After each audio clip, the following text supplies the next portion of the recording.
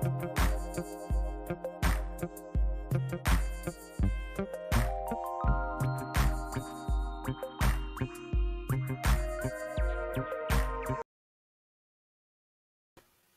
morning, good morning, good morning, beautiful people, and welcome, welcome, welcome to another day of daily motivations for African American success. I am Tammy Gator Miller, better known as the Butterfly, because y'all, I'm all in it to win it. I am going to come out of this cocoon and get so far away from it until, hey, you will see my light if you don't already. And I give all the glory to God for that. So make no mistake that it is not me. It is God and the faith that I have. Like Steve Harvey says, I'm just foolish enough to know or not believe, know that God will do what he said he will do. Let's bring Bebop in. How it do this morning, Bebop? You Bebop this morning. How about that?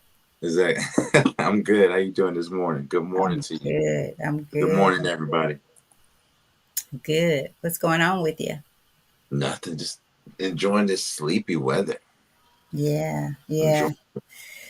Man, I wish enjoy. I could stay in and do some work here today, but I got to get out in that field today. Oh yeah, I slept. I Yeah. slept with that fan on last night. Ooh, it was good. It was good. Ooh, Yesterday was good. It was a beautiful day yesterday. Very productive day for me yesterday. I good, got good. some good rest. I got some one-on-one time with God. I got some time with the kids. Time with my wife.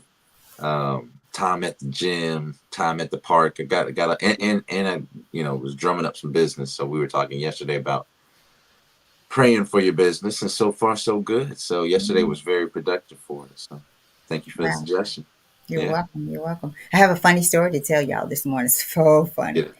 I love the little ones, y'all. I love it. As you know, I got to take grandbabies out and just sit and let them do their thing at Chick-fil-A, of course, Chick-fil-A. This little girl, Annabelle, comes up to me in the playroom. She Mm, says, "Hey, why do you have two glasses?" So, I'm all in my little grown up mode. I'm finna teach her a little lesson, tell her why I got two sets of glasses. I was like, well, this one's for this and this one's for this. And she looked at me and she said, "That is crazy," and walked off from the mouths of babes, y'all. So I went back and I told her mom. Her mom was there with a friend.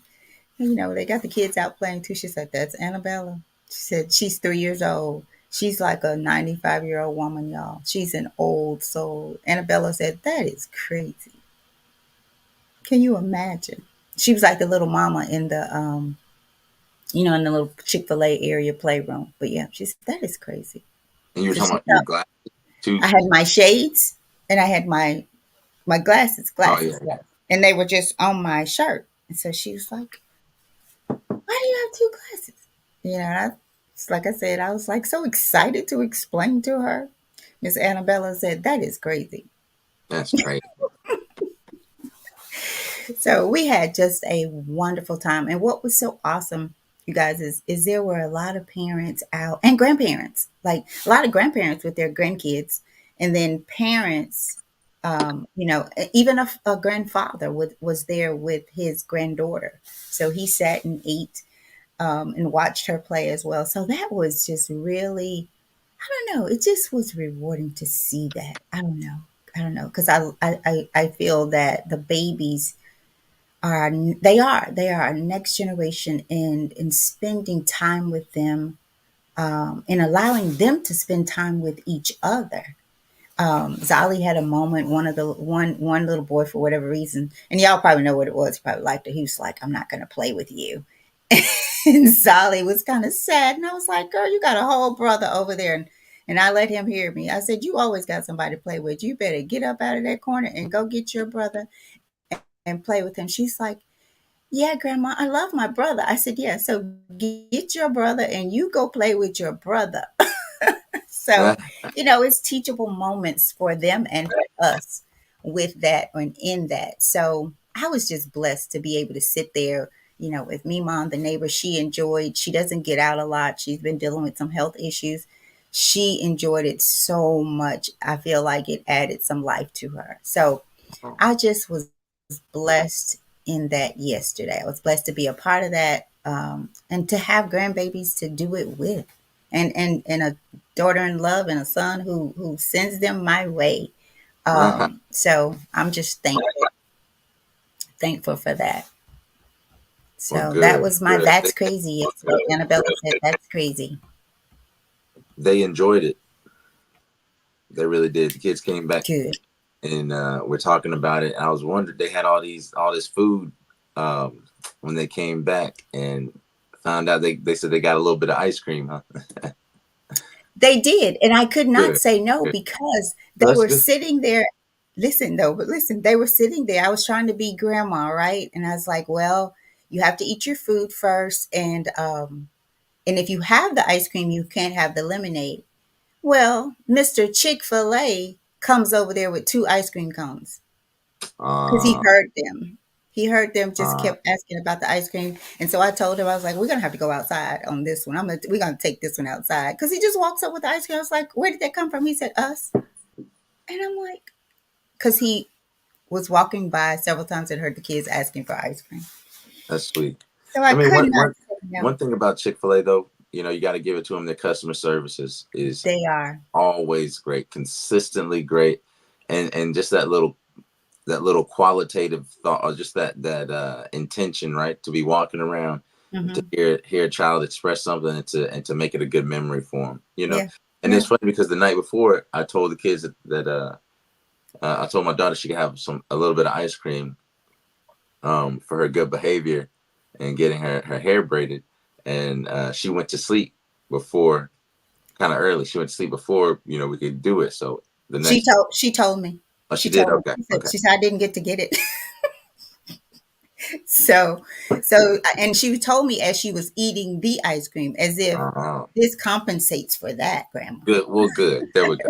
That's what I needed. Thank you for paying Yeah. my debt. Yeah. So it was, y'all, it was just a blessing. So I'm gonna say to you, I actually got something out of that yesterday that I'm going to try to implement. But it just was a it was just a blessing just to sit there, be still, fellowship with people. I mean, the parents and the grandparents are all kind of sitting in the same section talking while they played. So it was just connecting. It was love, and it was good for the soul, especially like I said, my neighbor who doesn't get out a lot, and I could just tell when I dropped her off that she was blessed. The kids blessed her. They ran up to her and, hey, Mima, and told her they loved her and missed her. And man, you could see her spirit light up. You could see her spirit come alive. So I don't Wow. know. I don't know. I So got. if we have time, I'd like to read something before we end the show. So I'm gonna not say much about our passage today because I have something I want to share. Okay, I sent you the Instagram key if you want to go ahead and get that going. And I think we talked yesterday about how children and just families living together, and when elderly people live with children, when our oldest generation live with the youngest generation, they not only teach them, the children not only benefit from learning some of those patient lessons, those lessons that can only be taught with patience and wisdom and age. um, the children get to learn those, while at the same time the children get to or the elders get the benefit of being around children and extending their life. So studies have Mm, shown that when elderly people are around children, they live longer, they live happier lives. So I mm, think that's interesting how there's Shakespeare has a writing or something like that, where at the end it says sans everything, meaning like everything leaves you as you become older. He talks about the circle kind of our lives, where we become like children again as elderly people, meaning we need care. We're not able to maybe walk as well, not able to do the things that we needed to do. Much like a child or baby might not be able to walk, might need to be fed, might need this, might need that. But those two, the entrance of life and then going down to the tail end of life, are very similar, and they help each other out. So what yeah. one lacks, one teaches, and what the other, lacks as far as youth, the children give that extra boost of vitality Mm, to the mm, elders. So it's right. always good to have them around. So I'm glad Mima got something. I'm sure the kids got something too. Yeah, yeah, yeah. So, well, all right, let's do it. I'll say good morning to our beautiful people. Miss Brenda Davis, great everything, great people. Happy Thursday, she says. Big Mike says good morning. Up at the park, getting a quick run before my clients and teammates show up. Cousin Marco says blessings and favor, family. Good morning to you. And then Auntie Richetta says good morning and butterfly and family and handsome nephew. Don't blow his head up. I'm And already Brenda, on this. all right, there you go. Starting to get bigger, bigger, bigger. But no, thank you, Auntie. I love you so much. I love you so much. Thank you, beautiful. Miss Brenda says, love spending time with the grandchildren and the young ones. They are a complete joy, and you never know what they will say. You got that right. Little girl said, that's crazy. And Mike says, I can run forever in this weather. Right. The weather Mm-hmm. shifted for us. Thank God for that. Yeah. That's that hurricane and all that tropical storm Right. depression down there. Right. Right. For the people on the East Coast and in Florida and Georgia and stuff, if you guys have any family, man, shout them out. Send them some love. Check on them because they did get a lot of weather. I think everything's okay. Though. I don't think they had any super crazy stuff, Right. but still, man, just check up on people. Power outages, you never know. So check up on folks. We are now live on Instagram, Facebook, and YouTube. So thank y'all for joining. Make sure you go to the YouTube channel, like, subscribe, and turn on those notifications to get notified every time we go live. This helps us in our algorithm and gets us more visibility on the platform of YouTube. So uh, please help us with that. We don't charge any money. We don't have a patron. We don't have cash apps set up and things like that. So the only benefit that we get out of this, other than the actual benefit of reading and journaling together for our channel, is that if you like it, you subscribe, you turn on those notifications, we get bumped up in the queue. And that's all we want to do is reach more people Yeah. with the daily motivation. So thank y'all for joining. Um, Shall we go ahead and jump into it? Let's jump right into the cold water. All right, I got a question for the people out there. How many people have the book Daily Motivations for African American Success? How many people actually have purchased the book? I know a couple of you have purchased, Miss Brenda, and others have purchased the book. But for as far as our people that regularly come here, who has purchased the book? I'm interested to know. But while you guys let us know in the chat if you purchased the book, go get it. If you don't have it, just offhand, if this is your first time here or one of your first times here, go get this book and tune in with us daily as we read through Daily Motivations for African American Success. So this book will help you focus on the thoughts, attitudes, and deeds that will lead to the achievement of your true goals. In 365 short but powerful motivations, one for each day of the year, Dennis Kimbro, the author of the popular Think and Grow Rich, A Black Choice, leads us to discover how to use the present moment and our own gifts to transcend labels, cultivate a positive attitude, become wise enough to know when to say yes and when to say no, and how to look inward for answers to life's challenges. So each motivation begins with words of wisdom from such distinguished and celebrated African Americans as Malcolm X, Marion Wright Elderman, Whoopi Goldberg, Charlene Hunter Galt, Bill Cosby, Carl Rowan, Mother Hale, Reverend Leon Sullivan, and hundreds of others. This treasure trove of practical inspiration will give you fresh encouragement every day of the year, but what it teaches will last you a lifetime. So come get this life lesson every single day. This great discussion at this kind of virtual barbecue or this virtual cookout that you're invited to. Feel free to take a plate home. It's food for thought. So make sure you eat it and share it with someone else and then come back the next day for some more. Okay? So thank y'all so much for this. Mom, you got anything before we jump into it? I think I'm good. Let's jump right into it. All right. So today is August the 8th. Oh man, my birthday's coming up. Coming up quick. August 8th, our title is The Level of Your Conviction. The Level of Your Conviction. And our quote comes today from Daniel Chappie James, the first African American general in the U.S. Air Force. And he said, "In my line of work, people have too many opinions and not enough conviction." In my line of work, people have too many opinions and not enough conviction. In May 1990, Derek Bell, Harvard Law School's first tenured black professor, announced that he was taking an unpaid leave of absence to protest the school's failure to grant tenure to a woman of color.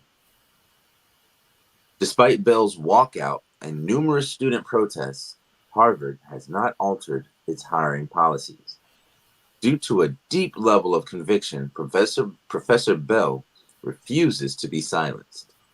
Testing, challenging, and measuring our own limits requires conviction. Pride, dignity, and self respect grow out of conviction. We don't always win all our personal contests, but through our attempts, we come to know the boundaries of ourselves. Bishop Desmond Tutu offered the final word on conviction when he said, "It's important that people know what you stand for, but it is equally important that they know what you won't stand for." Mm. When it comes to testing levels of conviction, some people are like wheels. They don't work unless they're pushed. Some people are like trailers. They have to be pulled. Some people are like kites, always up in the air. And if you don't keep a string on them, they'll fly away. Some people are like canoes. They have to be paddled. Some people are like blisters. They don't show up until the work is done. Mm. Some people are like balloons, always puffed up and so full of themselves. Some people are like flat tires. They have to be jacked up. Some people are like lights, always switching off and on. But thank goodness some people are like Derek Bell, committed, always on time, dependable, quietly busy, and full of good works. And our affirmation at the bottom of the page that we usually read 3 times says, "Today I will test, challenge, and measure my level of conviction as I pursue my goals. Today I will test, challenge, and measure my level of conviction as I pursue my goals." And last time, today, I will test, challenge, and measure my level of conviction as I pursue my goals. Over to you, Mom. I'm gonna take a quick moment and Brandon, pause as I listen to you, if that's cool. I'm gonna pause my video for a second. okay, Okay, okay, but I'm listening. I'm right here. okay, Okay. all right. Okay. So you guys, I love, love, love this one. I was gonna ask Brandon. This is one of those ones, and I can't remember which one it was a few days ago that I asked him to um, reread because it just I felt like it needed to be read again. This is one of those. I don't know if we'll get the chance to do so, but it reminds me of a time that I've shared it here on the show where my grandmother at a very young age for me told me if it convicts you, it's wrong for you. And those words have stuck with me and have been a guiding point for me. If it convicts you, then it's wrong for you. And as an adult, what I got out of that, well, let me share the story with you, this particular story, because there's been many as an adult, but this is the one that, for whatever reason, has just stayed with me. I was getting ready to go out one night, and I had this shirt, this black shirt. Um, Ladies, you know how they have the sleeves. You have the sleeves, but they're open. So you have just your kind of cloth at the back of your arm, but your forearms are out. Noticeable. I put this shirt on as I got ready to go, getting ready to go out. And for whatever reason, I looked in the mirror, and to me, I was convicted by the shirt and I didn't understand because I'd worn that shirt many times over. Like I'd worn it, no problem. But this particular night, I could not leave the house with it on. I felt naked. Like I felt like when I looked in the mirror, I felt like I didn't have any clothes on. Now get this, to me, it's no different when you have your little short sleeves on because all of your arms out, right? But for whatever reason, you guys, I just could not leave the house with it. I took the shirt off. I changed my shirt, right? Still don't know what that was about other than the voice that I was hearing that this for whatever reason this is not right. And sometimes you guys, that voice to me, for me, I understand it now as to be confirmation the day you hear my voice. The day that I can tell you, go here, do this, take that shirt off. It may seem so little, but the day you hear my voice, the day you hear his voice means for me that you're no longer being led by yourself, by your ego, your thoughts, what you want. So I wasn't where I am now, but still God was teaching me, my daughter, the day you hear your father's voice. It's like parents, we tell our children, if you would just listen to me, if you would just, even though you don't understand and agree, I am your mother, your father. I am not going to steer you wrong, right? You may not like what I hear. You may not want to do it. But if I tell you that building over there is on fire, you should not have to go in it to see, to check. Oh, let me see. My mom says it's on fire. My dad said don't do this. You should not have to. So to me, convictions are about you hearing the voice of God, knowing God's will for your life, being ye transformed by the renewing of your mind, your deeply held beliefs, your principles, your values that guide and shape us, right? Those thoughts. What does the back of the book, Brandon, tell us? Is there's any fortune that can reverse anything that can reverse the fortunes of race? It is character. Hearing the voice of God, having a relationship with God, knowing when to say yes and when to say no, when to look inward for life's challenges. So that's what it's about to me. Brandon, I mentioned, and I don't know if you've heard it. Um, this is one that I almost feel like you should read again, but maybe people should just go back and listen to the reading. Maybe we should do that for the sake of time this morning. But that's your level of conviction. And I'll say your level of obedience to your conviction is about, to me, your relationship with God. While I might not understand God, I trust you. And while I may not want to do this, I'm going to do it because you told me to do it. I'll do that with some God. I'll stomp. I'm telling y'all, God, I will stomp and moan. God, why do I have to do this? But I'll do it. I'll do it. I've come to know God just like He's right here next to me, because He is. He is, and I see myself as a servant. I was thinking this morning how the my you can change, but when your heart transforms, when your heart changes, when you know you're doing something that you, Tammy, don't want to do, but you heard the voice of God, when you can find every reason why you shouldn't, but God tells you that ain't your business. You do what I told you to do. So that's my take on it, Brandon. And I would like to, if we have just a few minutes to read something later, just before Brandon gets ready to close, read something for us. All right. So back over to you, Brandon. Oh my gosh, Brandon, we got Russell in the house. Russell, do you know who Russell? Russell Rowden, Nicoya and Nicole's father. Oh wow, Erica, wow, North yeah, Carolina. yeah, wow. The Regal man. In that car a Regal? Didn't he have a Regal? He says, "Good morning, my long distance family from the ATL. All is well here, and the girls are doing well. Good to No, see and hear you, my brother." he had a Thunderbird. Is a Thunderbird? Why did I He say had a Regal? Thunder. What, a I don't know. Thunderbird? I'll never forget. You He had still a love Thunder. those cars, Russell? I Man, you still used to remember love how those cars. Russell used to dance. Russell used to have this dance where he'll do like this, then jump, and then do like this again and jump. And I remember that as a kid being like, man, that was cool. And I went home and I did it. I remember that.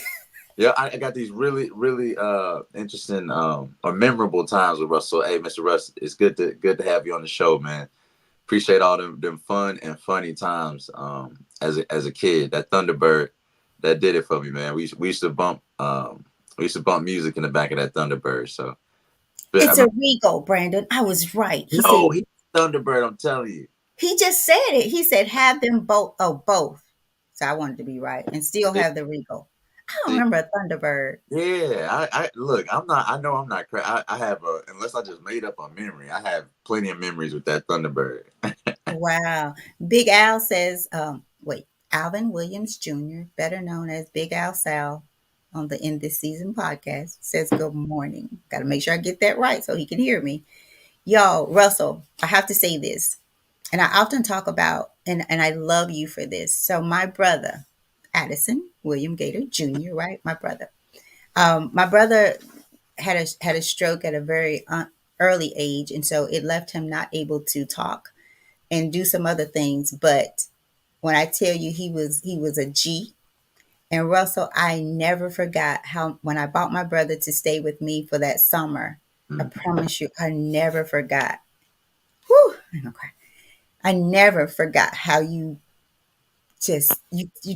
took my brother out and he hung with you, and that was one of the most enjoyable days of my brother's life. Like I could just see he just thought he was so cool. He hung out with the neighbor, y'all riding around in the Regal, and I just remember the smile when he came back home. I just remember him feeling so light. My brother couldn't talk, but he could express himself. Or to me, I understood his language because he was my little brother, so I could understood saying what he wasn't saying or what he couldn't say. And but my brother was a whole G. Like I remember him waking Brandon up every morning, making him get out the bed, telling him, he'd point, go get the trash. I remember him coming to get your baby girl out of the middle of the street.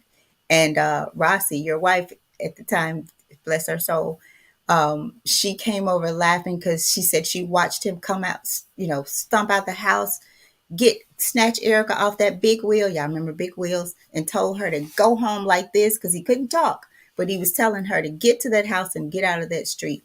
But Russell, I never forgot um, just how you poured into my brother when he was there. I never forgot that. And I love you for that. So, my brother, blessings to you. So, all right, Brandon.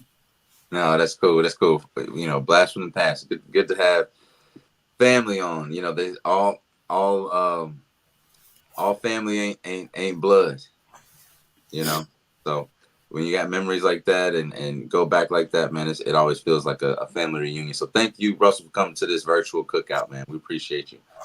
I'm not gonna keep this too long on this level of conviction. I wanted to more so than go through uh, little key points and things like that. I want to ask people a question. So in this in this looking into Bishop Desmond Tutu, I like what he offered in his final word on conviction. He said it's important that people know what you stand for, but it's equally important that they know what you won't stand for. But I think the question that I put to you all is, what do you stand for, and what will you not stand for? And does that change? Does the boundary on that change? And if Mm. it does change, for what reasons did it change? I think we have, even socially. even in our society, as our families, as Black people, we have had convictions in the past, right? As a group, or as a family, or as an individual, and those boundaries have been pushed. If you can look, or even since 1990, 1992, when this book was published, think about the convictions that existed in society, or in the majority of individuals, versus the convictions that we might have now, or maybe lack thereof. We kind of live in a time where everything goes, in a sense, where so much is allowed to pass. Um, and I see, even on a political front, the between these two teams, right? And what these two teams stand for as far as Republican or Democrat, and just knowing that the principles that the Republicans have now, the Democrats used to have 50 years ago, and the principles that the Democrats have now, the Republicans had 50 years ago. So they or more. And so what they've done now is they've literally switched ideologies. They've switched their orientations of political thought, but the names are but they've kept that same name, which tells me that it's really not about principle, right? Mm. It's about teams. It's about and then how these convictions have changed over time, how these principles and values that supposedly these parties stand on or stood on have now become so diluted in and of themselves that they've done a polar opposite switch. And so to me, it's a sign that says that there's no there to me there's no value, there's diminishing returns in putting your faith in something like that, something where the boundary is always pushed or switched, or the goalpost or the color of the flag is changed at different times. It looks wishy-washy to me. It seems manufactured. It seems corrupted. It seems disingenuine.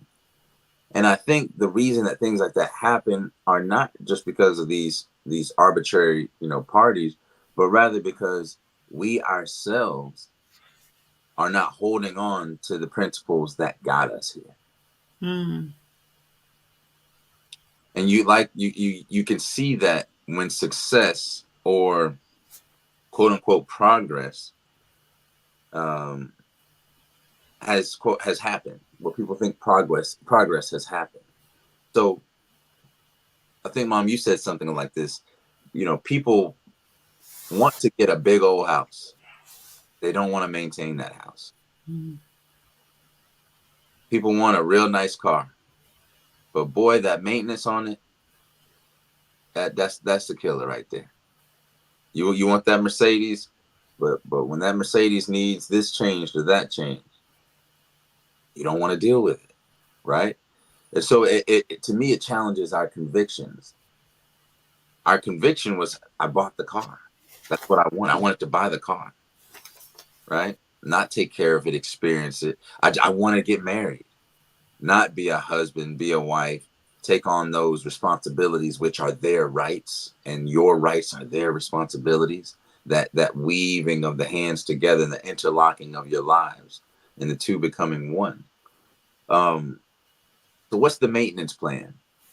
You can't have a maintenance plan unless you have conviction. Mm. And if you don't stand for anything, what's the saying? You'll fall for everything, right? You don't stand for anything, you'll fall for everything. So I think the question that Tutu presented is a good one, or a statement that he presented was a good one. But I would put it as a question: what do you stand for? What do you stand on? Do you stand on business? Do you stand on principle? Do you stand on faith?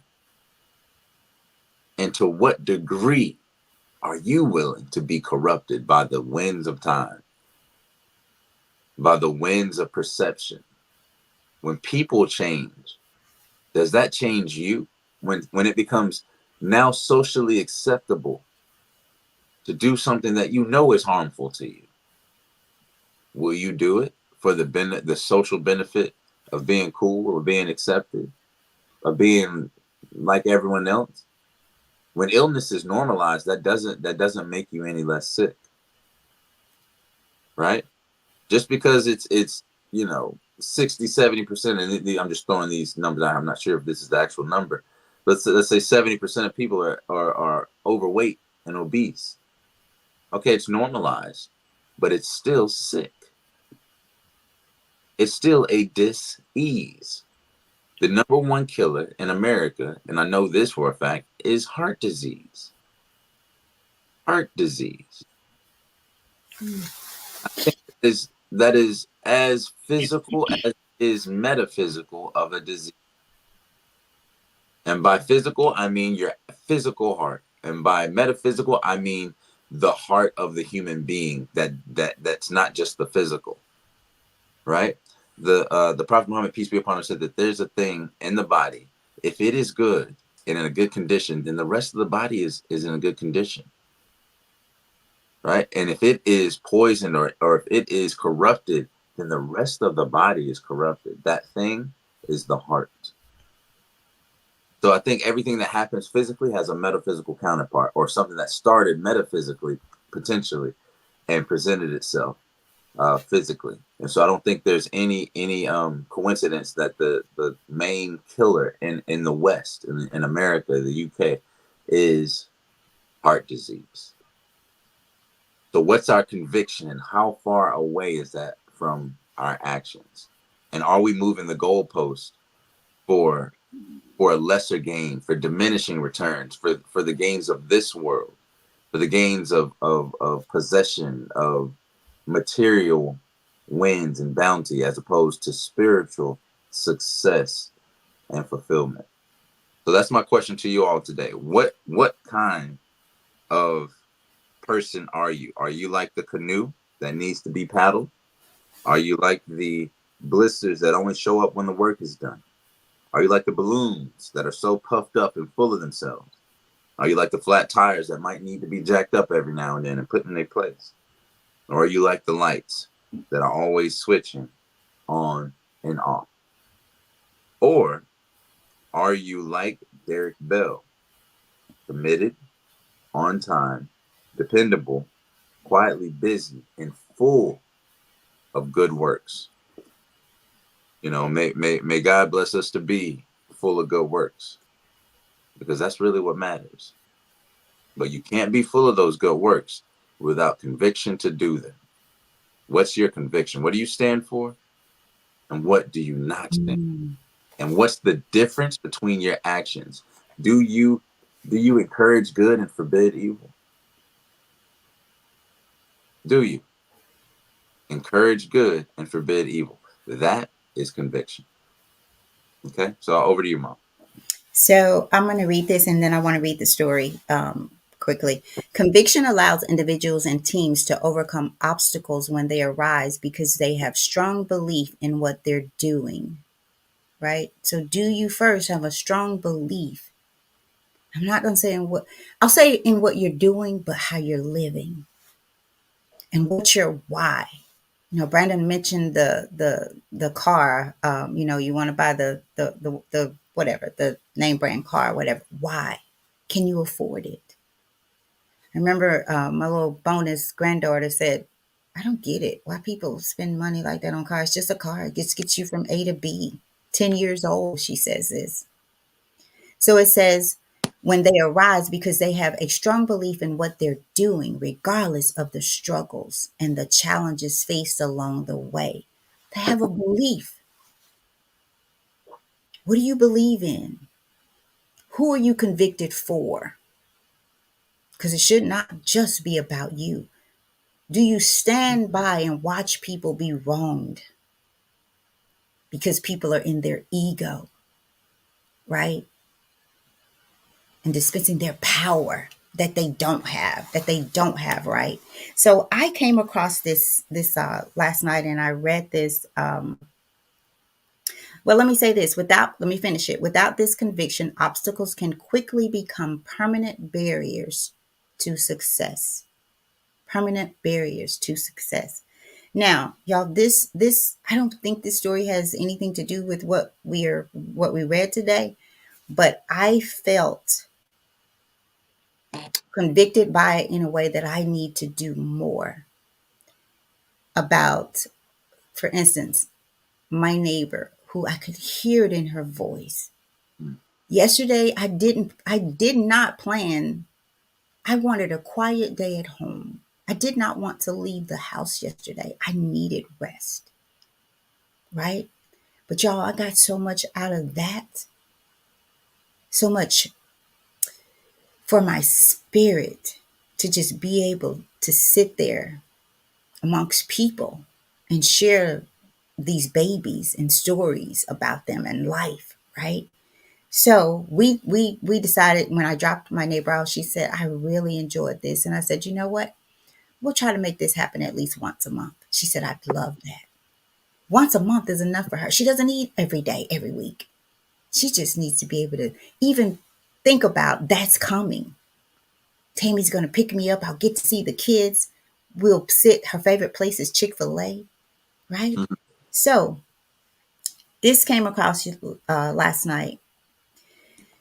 It says, I arrived at the address and honked the horn. After a few minutes with no response, I honked again. Since this was my last ride of the day, I considered just driving away. But instead, I parked the car, walked up to the door, and knocked. Just a minute, answered a frail, elderly voice. I heard something being dragged across the floor. After a long pause, the door opened. A tiny woman in her 90s stood before me, wearing a print dress and a pillbox hat with a veil pinned on it, like someone out of a 1940s movie. Beside her was a small nylon suitcase. The apartment seemed like it hadn't been lived in for years. All the furniture was covered with sheets. There were no clocks on the walls, no knickknacks or utensils on the counters. In the corner was a cardboard box filled with photos and glassware. Would you carry my bag to the car? She asked. I took the suitcase to the car, then returned to help the woman. She took my arm and we walked slowly toward the curb. She kept thanking me for my kindness.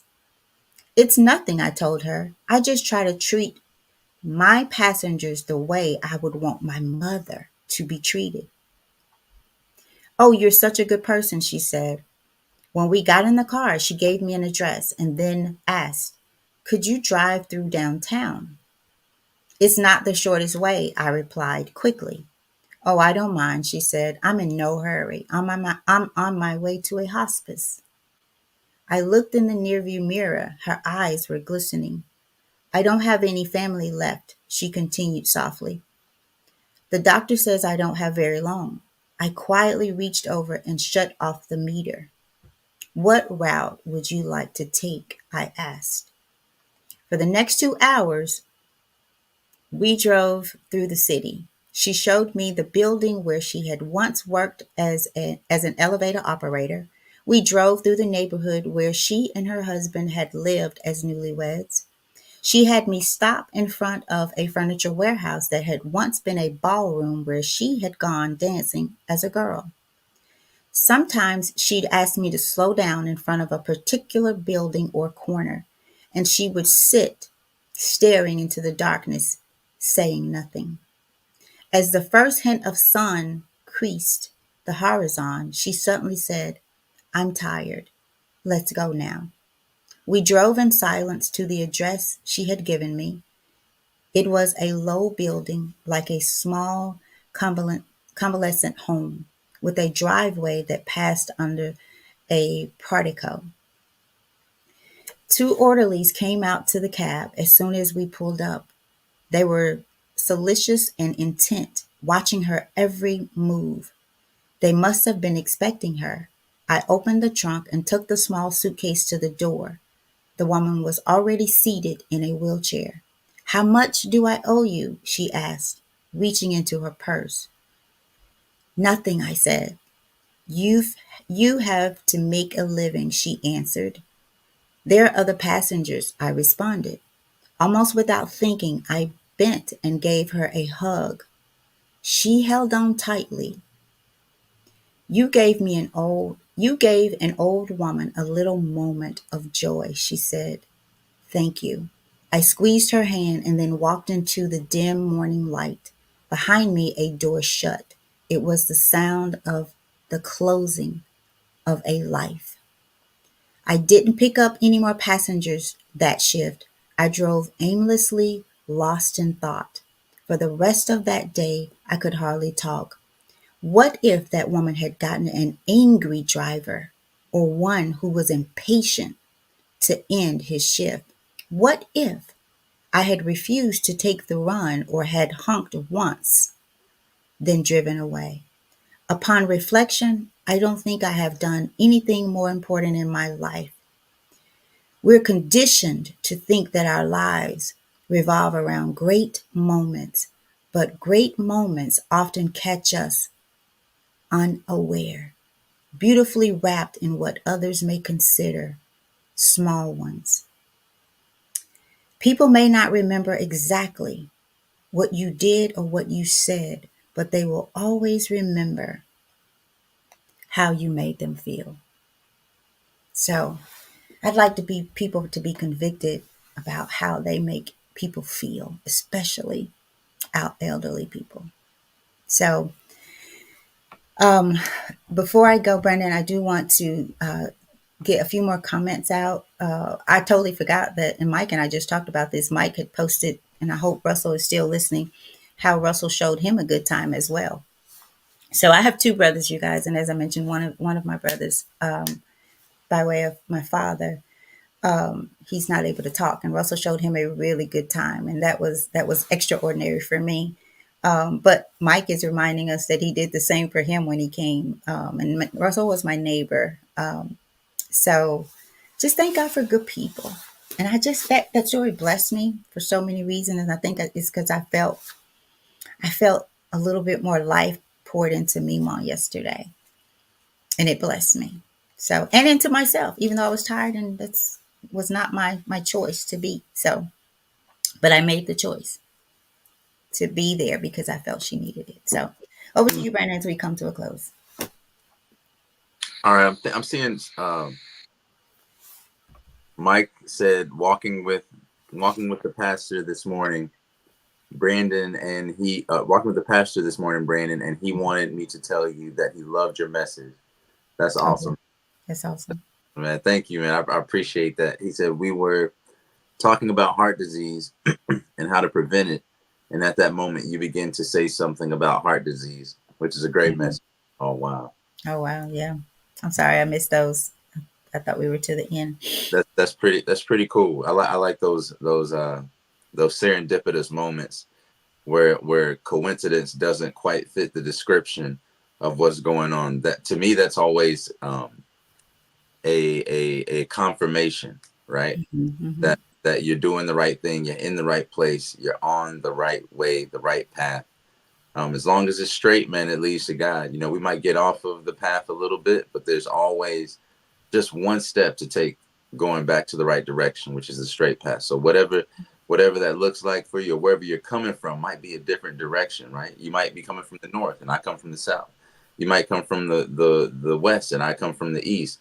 But as long as we take a straight path to the truth, I mean, we're going that means we might not be going the same direction, but we are going to the same destination, That's right? right. um, it doesn't surprise me that when we get there, we see each other every now and then, whether it be physically or metaphysically, spiritually or emotionally or mentally. And that's one of those moments where we feel like, oh wow, we're not alone in the world in our sentiments. So I appreciate moments like that. But I Amen. guess that's all we got for today. Thank y'all for joining us for this 50 minutes at 7 a.m. But we are here every single morning at 7 a.m. Central Time. Please share this video. These videos aren't just live; they are saved instantly. And so, if you can, please share one of these to someone that you feel that needs it. You know, connect with someone. There's someone else out there that when you're thinking about them, they might be thinking about you. Or if you're thinking about them, they might need you. There's a reason why we have these inclinations toward one another, and we should follow those convictions, um, and respect the boundaries of those convictions in our lives. So thank y'all so much. You want me to read through it one more time, Mom? Yeah, that'd be fine. All right. So quick kind of synopsis. Today's title was the level of your conviction. What is the level of your conviction? And Daniel Chappie James, first African American general in the U.S. Air Force, said, "In my line of work, people have too many opinions and not enough conviction." And after reading through that passage that we just detailed, over the last 50 minutes or so, we came to this affirmation at the end that I want to leave you guys with, for you to carry on to someone else. This is mental food for thought that you got today, that we all got today from this virtual cookout. Take somebody a plate home and give them some food for thought. Today, it says, today I will test, challenge, and measure my level of conviction as I pursue my goals. I will test, challenge, and measure my level of conviction as I pursue my goal. Man, I ain't stopping.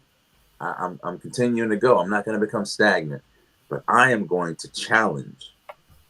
First, I'm gonna test and measure and challenge my own conviction, my level of conviction. How pure, how concentrated or diluted is my conviction? Where do I stand? What are my principles? What are my values? These are the questions that we're asking today of ourselves first, and then share this video so other people can have that same experience and have the opportunity to experience that same level of growth, right? By increasing their level of conviction. I'll read it one more time. Today, I will test, challenge, and measure my level of conviction as I pursue my goals. Y'all go out there and be great, and we'll be here tomorrow, 7 a.m. sharp, for another season, for another show of the End of Season podcast. Like, subscribe, and share the channel. Turn on those notifications so you get a nice little ding in the morning when we come live. Love y'all. Peace.